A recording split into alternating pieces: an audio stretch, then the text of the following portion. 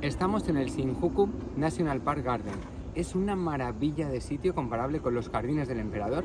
De hecho, aquí quiso que se le enterrara a uno de los más grandes emperadores de Tokio, que después os contaremos quién es buen emperador de todo Japón. Y detrás tenemos el edificio de la NTT, que es como la empresa de telecomunicaciones de aquí, la National Tokyo Telegraph and Telephone y tal. Y es un edificio que se parece un montón al Empire State. Además da un poco de rollo porque le pasan los aviones justo por detrás. Y ostras, la primera vez que lo hemos visto parecía un efecto Torres Gemelas absoluto. Un sitio súper recomendable. Bueno, pues el emperador que se mandó a enterrar aquí fue el emperador Hirohito. Este emperador mandó a Fukuma, un daimyo de la época, es decir, un noble de estos terratenientes que una vez que Japón se abre al mundo, se divide las tierras entre ellos, serían los sustitutos de esos sugones, de los sugonatos, y lo mandan a Francia y a Inglaterra a estudiar botánica. Cuando vuelve, crea este paraje enorme y además crea unos centros de estudio botánico para fruta, para verdura y para desarrollo de investigación. El resultado es este lugar mágico y maravilloso. Aquí en pleno contraluz vemos el edificio de la NTT, de esta agencia nipona de telecomunicaciones. Vemos pasar los aviones, que era lo que os decíamos, que da un poquito así como de cosa. Y el sitio es un gran desconocido incluso para muchos japoneses. Hay algo muy curioso y es cómo hacen los bonsais. Aquí vemos cómo les atan un trozo de bambú al suelo y con eso van dirigiendo las ramas hacia el lugar que verdaderamente quieren que se desarrolle y los van podando.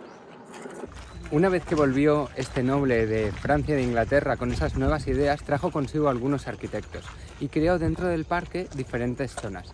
Esta primera zona, que es la que está más orientada hacia el edificio NTT que comentábamos, es la zona japonesa. Y desde el siglo XVIII se crearon una serie de estructuras similares a pequeños templos.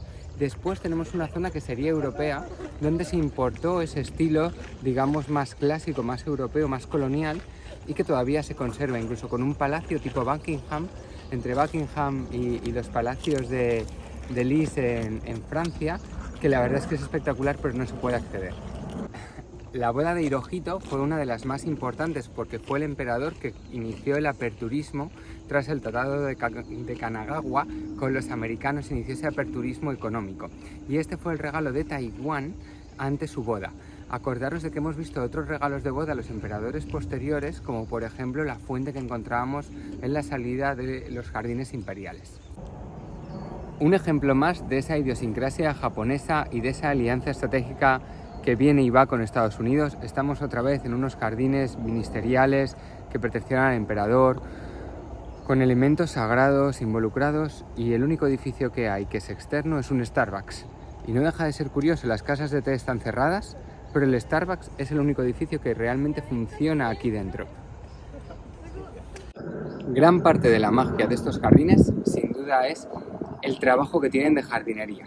Por ejemplo, aquí tenemos un arce que ahora se va a empezar a poner rojo una vez que llegue a finales de octubre, noviembre, y fijaros cómo hace curvas, se dice que se le ha hecho la permanente.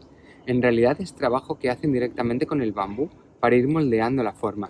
Allí delante tenemos un resbalamonos, que es otro árbol muy curioso, que tiene una flor así como rosa, que sí que está ahora en septiembre, y que también lo trabajan para que se llegue a apoyar en las piedras del río. Y la verdad es que hay un trabajo que cuando analizas los árboles y alguien te lo explica, lo ves reflejado, y entonces encuentras esos pequeños trocitos de bambú que colocan así de forma muy sibilina para ir tallando el árbol y dándole forma.